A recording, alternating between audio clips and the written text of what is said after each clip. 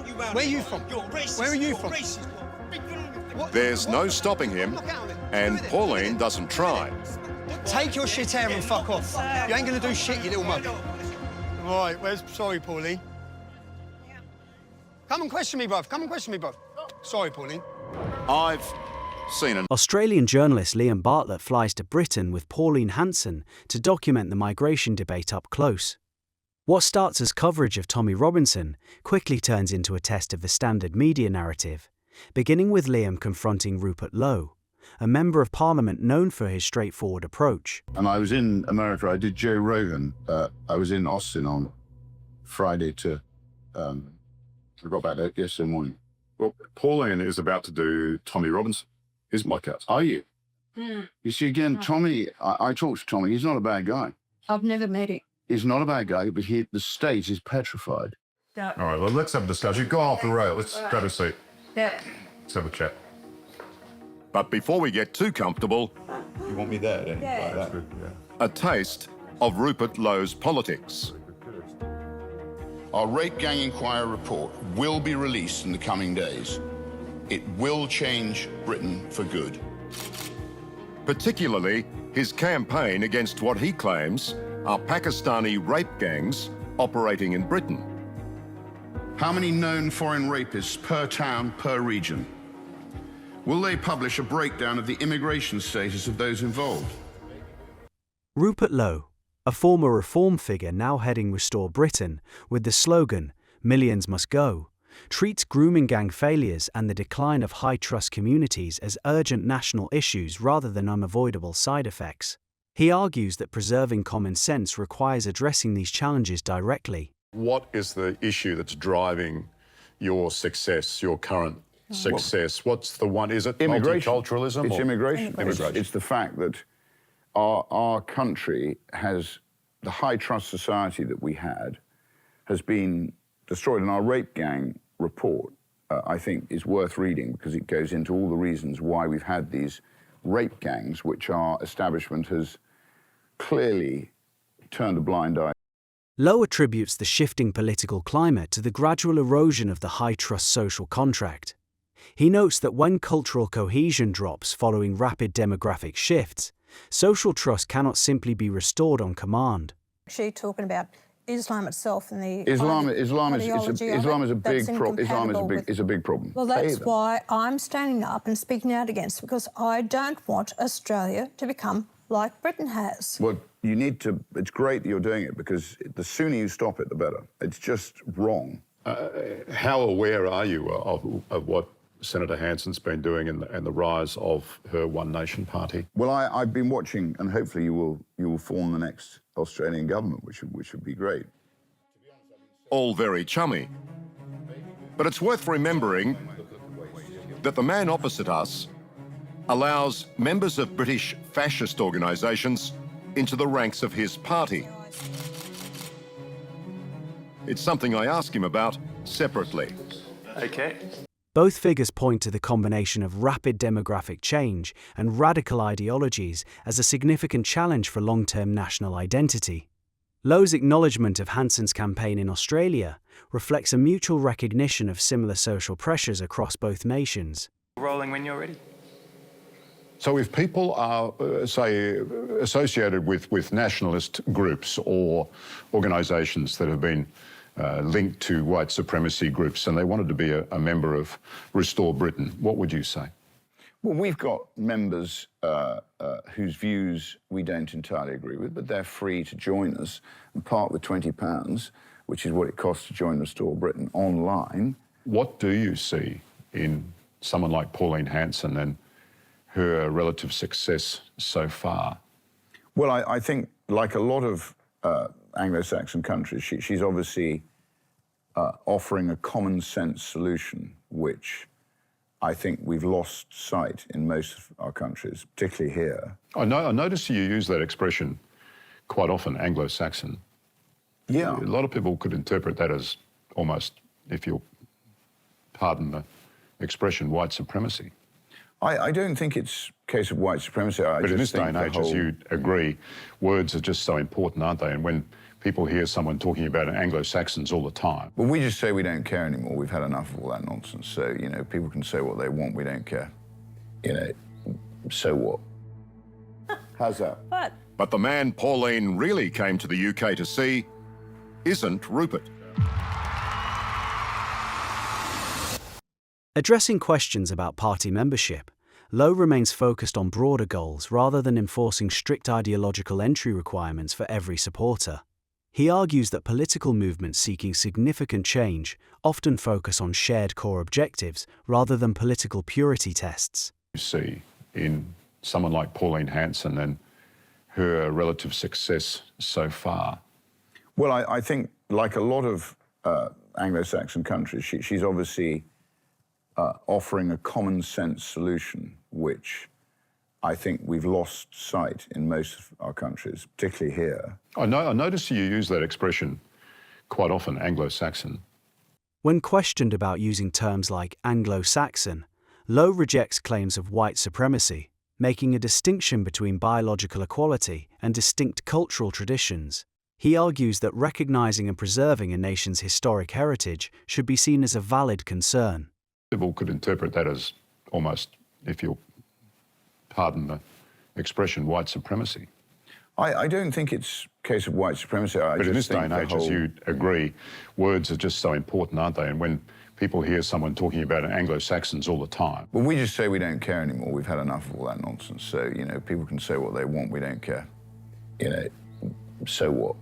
Lowe maintains that straightforward policies only appear extreme to those removed from their real-world impact. He asserts that his stance resonates with many quiet voters who hold similar concerns about national continuity. Hello. Here's a famous man. It's a pleasure to meet you. It's a pleasure to meet you. Yeah, thank you. It's fair to say Tommy Robinson is one of Britain's most divisive figures. Away from the camera. The fuck away from the camera. You tried to touch our camera. A violent racist with a string of criminal convictions for assault, stalking and fraud. He's now a far-right podcaster. And today, Pauline is his special guest. Right, I am sat in London. I have the great pleasure of meeting a lady I've looked up to for years. There's some people who have been in this battle for a long time, when it wasn't fashionable, when it wasn't cool, and when it was difficult. So many people now are having conversations that people like this lady have tried to have for 2 decades. And the path has been paved by people like Pauline Hansen. So, Pauline. Oh, thank you. Tommy Robinson welcomes Hansen, recognising her long-standing involvement in similar political debates in Australia. Both figures acknowledge the challenges and media criticism they have faced over the years for voicing controversial views on immigration and identity. For a British audience who don't understand, what is the immigration policy of Australia? How have you ended up with Pakistanis, Somalis, all of these African problems with violent Africans?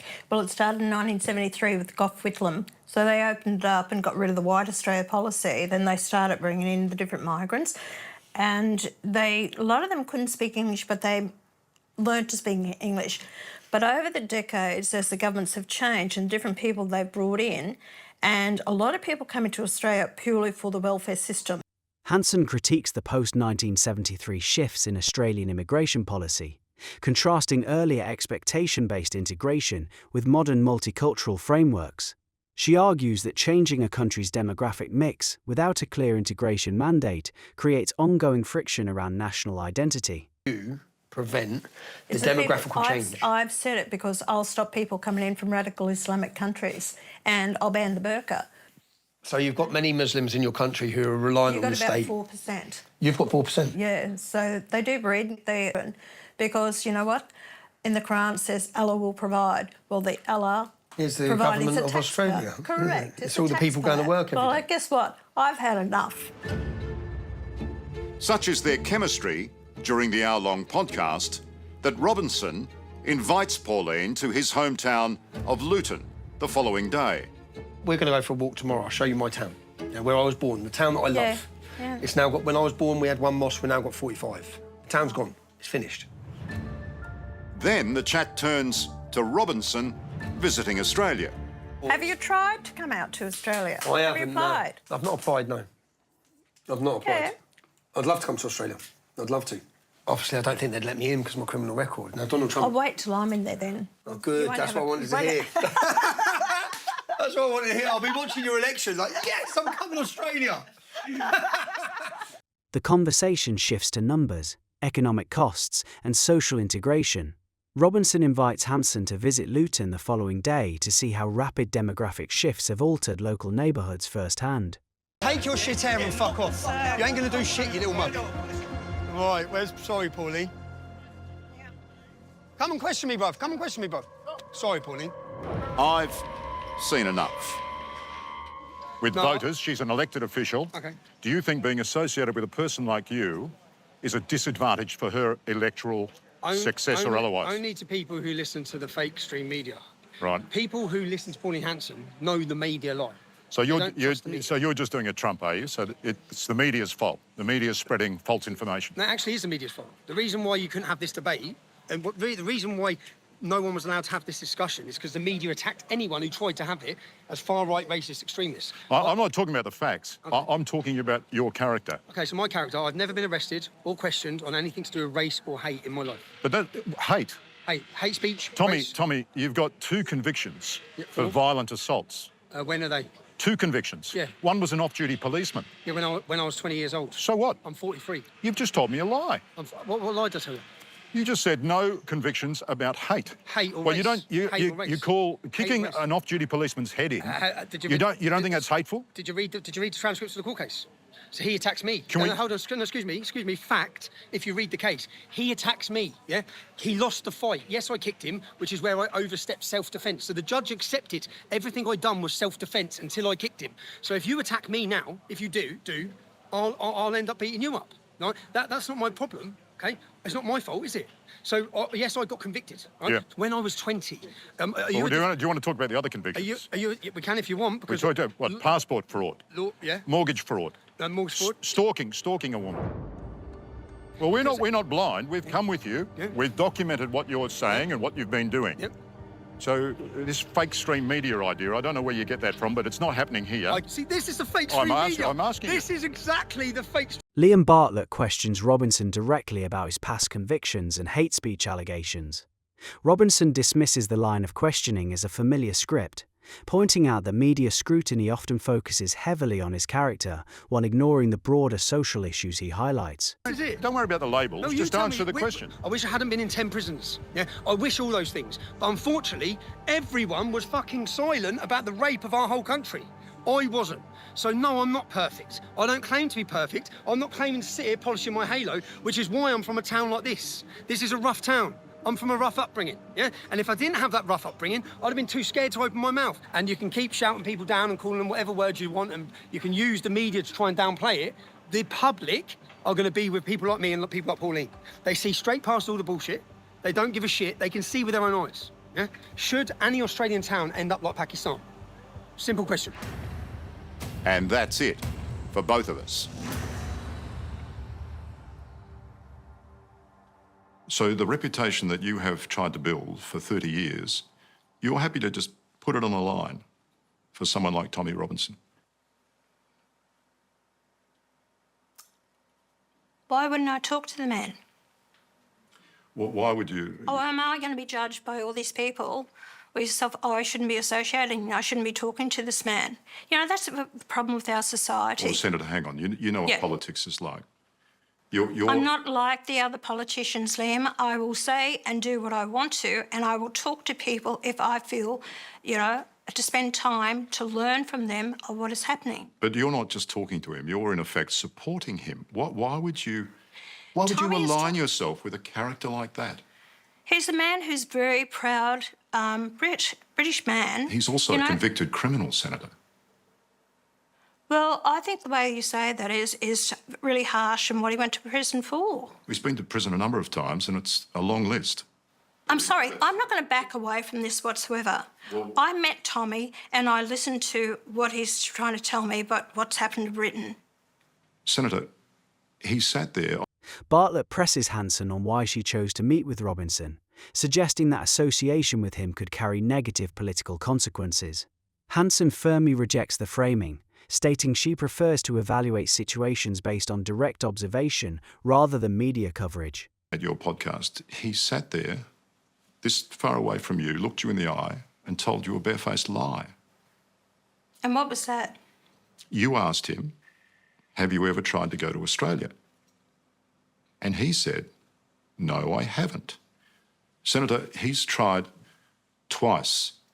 Well, I'm not aware of that. In the last But 6 it's not- years, yeah. he's had his visa denied to Australia to visit. Because guess what? He fails on character grounds under the Migration Act of 1958. To be clear, Robinson was refused entry to Australia not because of his politics, but his long criminal record. He's a convicted criminal for violent assault, And didn't they- passport didn't they- fraud, didn't mortgage they- fraud, didn't they actually- contempt of court multiple times, Senator. He was a fascist in the British National Party in 2004. And you think it's okay to rub shoulders with this guy and be buddies and learn from him? That worries me. I'm listening to his experiences here in Britain, what has happened to his country, the town that he actually grew up in. So how do you feel about him lying to you? Well, I didn't know about that. If that's the case, I'm not impressed with that. I don't think you've done your research. Anyway, that's my decision. But would Pauline have been so forgiving on a Muslim with views as radical as Robinson's? It doesn't add up because you are happy to jump up on the soapbox and talk about being strong on law and order and protecting Australians and making the place safe and getting rid of the terrorists. And yet you get buddy-buddy with someone like Tommy, a He is thug. not a terrorist. at Nigel all. Farage calls him a thug. Well, From that's your a- side of politics. I haven't. That's the first time I've met Tommy Robinson, all right? And I don't regret meeting with him. You don't regret anything, do you? Never a backward step. If I feel I'm wrong, I will admit that I'm wrong. But I'm not going to apologise for meeting with Tommy Robinson. Hansen stands by her decision to meet Robinson, refusing to offer an apology or express regret. She reasserts her commitment to one nation and shared cultural values, while Bartlett concludes the interview having tested the arguments of both figures.